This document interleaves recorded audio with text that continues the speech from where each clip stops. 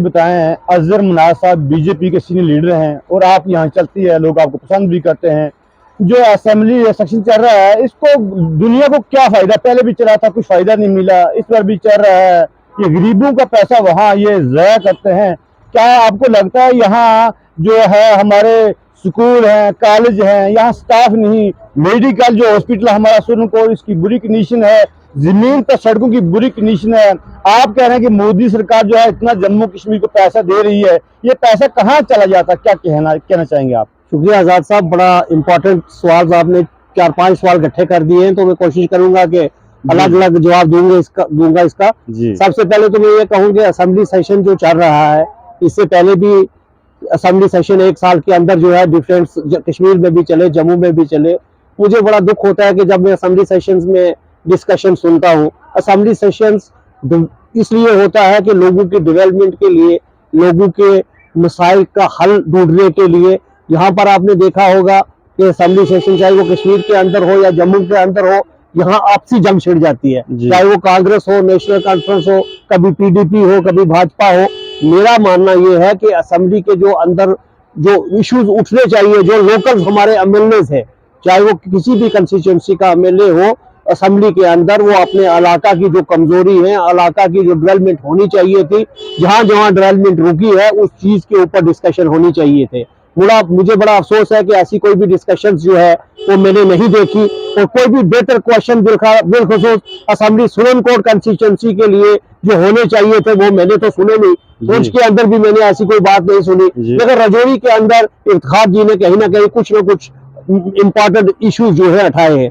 यहाँ फंड्स की बात करते हैं, जम्मू कश्मीर यूटी है, यूटी के अंदर जितनी आदूद फंड्स की थी वो ऑलरेडी 31 मार्च से पहले जो है वो हर सीजन में जो है वो दी जाती है, हर बार दी जाती है। लेकिन भारतीय जनता पार्टी ने इन एडिशन इस बार भी 5,000 करोड़ रुपया एडिशन जम्मू कश्मीर गवर्नमेंट को दिया है। मेरे भाई, 5,000 करोड़ रुपया देने का मकसद ये है कि इस पैसे का वहां इस्तेमाल किया जाता है जहां पर हमारा कोई रोड प्रोजेक्ट पिछले काफी अरसा से बंद पड़ा है, उस प्रोजेक्ट को शुरू किया जाए। जहां पानी के मसाइल है, पानी के टैंक का मसला है, लिफ्ट का सिस्टम है, पाइप सिस्टम है, जहां तक पानी नहीं पहुंचा है वहां तक पानी पहुंचाना है। इस पैसे को उस जगह इस्तेमाल करना है। लेकिन मुझे लगता है कि सेंट्रल गवर्नमेंट ने हमेशा पहल की है।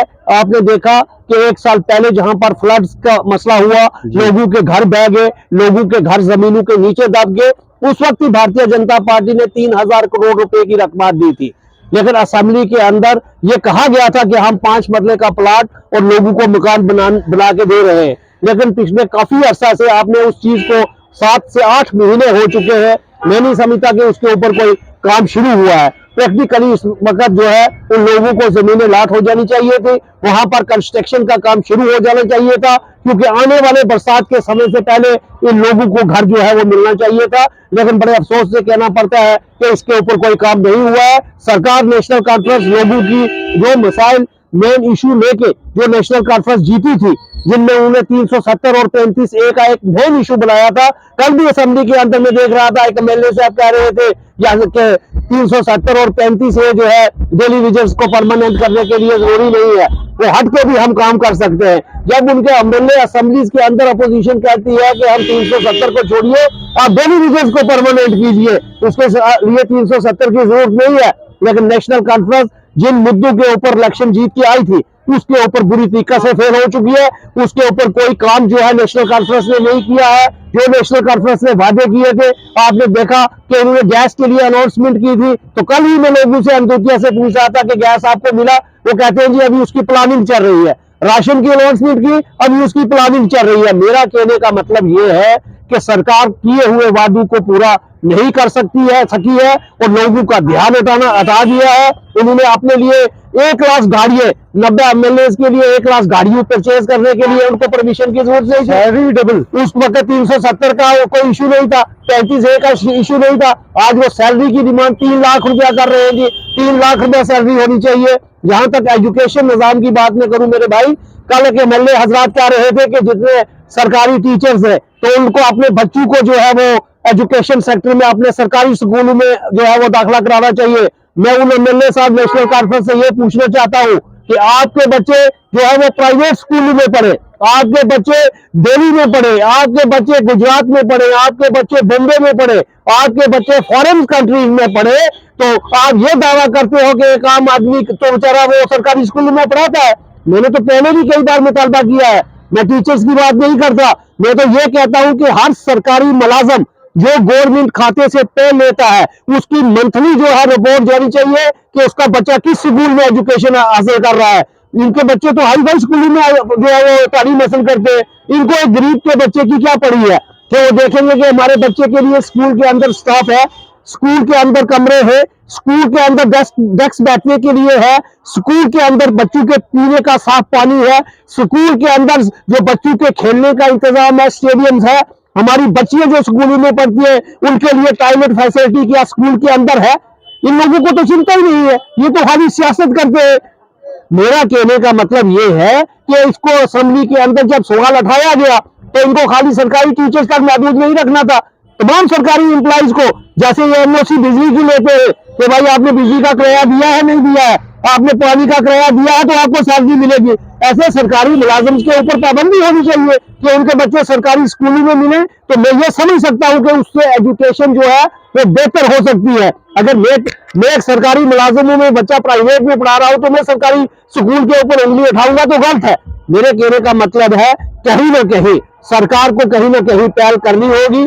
मेन लोगों की डिमांड होती है कि रोड को जो है वो क्लियर किया जाए, गांव तक रोडों को पहुंचाने का काम अटल जी ने किया। अटल जी ने प्रधानमंत्री जो ग्रामीण सड़क योजना शुरू की, हमारे मोदी जी ने उसको आगे बढ़ाया, गांव गांव तक सड़क पहुंच चुकी है। लेकिन स्टेट के अंदर जो पैसा आता है वो स्टेट को इस्तेमाल कर रहा है, उस रोडों को बेहतर हालत में कर रहा है, चाहे वो गोंथल रोड हो, चाहे वो मरोड रोड हो, चाहे वो हिल काका रोड हो। फैसलाबाद की रोड की हालत देखिए, आज मेरे भाई ये नीचे रोड की हालत देखिए, ये नीचे सनई की रोडों की हालत देखिए, सिटी के रोड की हालत देखिए। मेरे भाई ये 5 सर्विस बिल्कुल तहसील कॉम्प्लेक्स से 1 किलोमीटर दूर है, जहां हमारा आरएनबी का एक्शन बैठता है, बिल्कुल सामने रोड देखिए, हॉस्पिटल वहां पे, थाना वहीं पे, 5 सर्विस वहां पे, तो एक पैर जो है वो नहीं डर सका। हारी मल्ला से आगे जाके देखिए जो बाईपास के पास रोड की खस्ता हालत है, वहां पर क्या है। मेरा कहने का मतलब है कि सरकार इसके ऊपर काम नहीं कर रही है, सरकार को काम करना चाहिए। अगर in addition Bharatiya Janata party Jammu Kashmir को जीती होने के बावजूद भी इतना बड़ा पैसा दे रही है तो सरकार को काम करना चाहिए। फिर सरकार पीछे कहां हट रही है। मैं तो ये समझता हूं कि सरकार बुरी तरीके से फेल है। हमारे लोगों को सोचना चाहिए कि जब कोई भी इलेक्शन आए, इलेक्शन के टाइम हम लोग समझौता करते हैं, हम कहते हैं ये गुज्जर है तो गुज्जर को वोट दो, ये पहाड़ी है तो इसको पहाड़ी भी पैसे के ऊपर 2000 22,000 के ऊपर हमारे किसी दूसरे भाई को वोट दे देता है। जब इलेक्शन आता है हमें सोच समझ के जो है वो कदम उठाना चाहिए। मैं लोगों से गुजारिश करूंगा कि जमीनी सतह के ऊपर आप उस आदमी को पंच बनाइए जो वहां का काबिल है, जो वहां के लोगों का काम कर सकता है। आप सरपंच उसको बनाइए जो लोगों का काम करे। ये नहीं कि 50 मकान कटा दिए, 100 मकान कटा दिए, गांव में मकान ही नहीं बनने दिए, वहां पानी की पाइपें लगनी थी वहां नहीं लगने दी। ऐसी कई गांव की शिकायतें हमारे पास है जहां पर हमारे सरकार ने एक बहुत बड़ा अच्छा जो 2019 के बाद उन्होंने जो फैसला किया यहाँ पे डीडीसी बनाए। लेकिन मुझे बड़े अफसोस से ये कहना पड़ता है कि जितनी रोड हम गांव के अंदर देख रहे हैं, ये तमाम रोडों की डेवलपमेंट जो है वो जो फुल पावर जो आज मेरे भाई एमएलए के पास पावर थी वो आज डीडीसी के पास पावर रही है 5 साल तक। इनके बगैर कोई भी रोड नहीं बनती थी। लेकिन आज भी गांव के अंदर देखिए तमाम रोडों की खस्ता हालत, लोगों की किराई, लोगों के पानी का मसाइल, लोगों के बिजली के ट्रांसफार्मर। मैं एक बफलियाज में मीटिंग कर रहा था, भारतीय जनता पार्टी की हमारी मीटिंग थी, वहां पर मैंने देखा कि बफलियाज के एक मोहल्ले के अंदर आज भी पोली की जगह जो है लकड़ के ऊपर जो है वो तारे बांधी हुई है। मेरे भाई आज कौन सा दौर है ये कि लकड़ के पोली के ऊपर जो है वो तारे बांधी हुई है। मेरा मुतालबा यही है सरकार से, चुनी हुई सरकार से, जिन लोगों ने सरकार को चुना है कि वो लोगों के काम करे, लोगों की बेहतरी के लिए काम करे, हेल्थ सेक्टर को मजबूत करे, पीएचई सेक्टर को मजबूत करे, एजुकेशन जो हमारी रीढ़ की हड्डी है इसको मजबूत करे। इसमें जितनी फैसिलिटीज होनी चाहिए थी वो लोगों को देनी चाहिए। मैडम साहिबा तो बड़े दावा करती है, मैडम सकीना इत्तू साहिबा जो हमारे एजुकेशन की मिनिस्टर और हेल्थ की, कि हमने कितनी बेहतरी की है। मैं मैडम जी को ये कहूंगा कि अगर आपने बेहतरी देखनी है तो हमारे इलाका जात में आइए, हमारे दूर दराज के स्कूलों की हालत देखिए, हमारे टेंशन जो है डिस्पेंसरी की हालत देखिए कि कहां पर आपको काम करना है। इस वक्त काम करने की जरूरत है। मैं भारतीय जनता पार्टी का कार्यकर्ता होने के नाते, एक छोटा सा वर्कर होने के नाते, भारतीय जनता पार्टी के एक वर्कर होने के नाते जितना काम हम कर सकते हैं हम करते हैं। और भारतीय जनता पार्टी का हर कार्यकर्ता मोदी जी से लेकर एक मंडल प्रधान तक तमाम लोगों की डेवलपमेंट चाहते हैं। हमारे जिला के अध्यक्ष है भारतीय जनता पार्टी के, वो लोगों के काम कर रहे हैं। हम लोग अपोजिशन में बैठे हैं, हम अपने रोल अदा कर रहे हैं, लेकिन जो रूलिंग में लोग बैठे हैं इनको अपना काम करना चाहिए। मैं आज भी कहूंगा जिला इंतजामिया से, डिप्टी कमिश्नर पुलिस से, जितने भी आला ऑफिसर हैं कि आने वाला जो प्लान बनने जा रहा है जिसमें रोडों की बेहतरी के लिए वो रोडें चुनी जाए जहां पे आज तक काम नहीं हुआ है, वो चीजें देखी जाए। पीएचई सेक्टर किस जगह पे कमजोर है, पीएचई सेक्टर को मजबूत किया जाए। बिजली सेक्टर कहां परेशानी है उसको मजबूत किया जाए। हेल्थ को मजबूत किया जाए ताकि यहाँ पे लोगों को बेहतर से बेहतर सहूलियात मिल सके। अगर हमारे लोगों को बेहतर से बेहतर सहूलियात नहीं मिलेगी तो भारतीय जनता पार्टी का कार्यकर्ता होने के नाते Bharatiya Janata party supreme court के अंदर आने वाले दिनों में बड़ा एहतजाज जो है हम सरकार के खिलाफ करेंगे, क्योंकि सरकार अपने वादे जो है वो पूरे नहीं कर सकी है।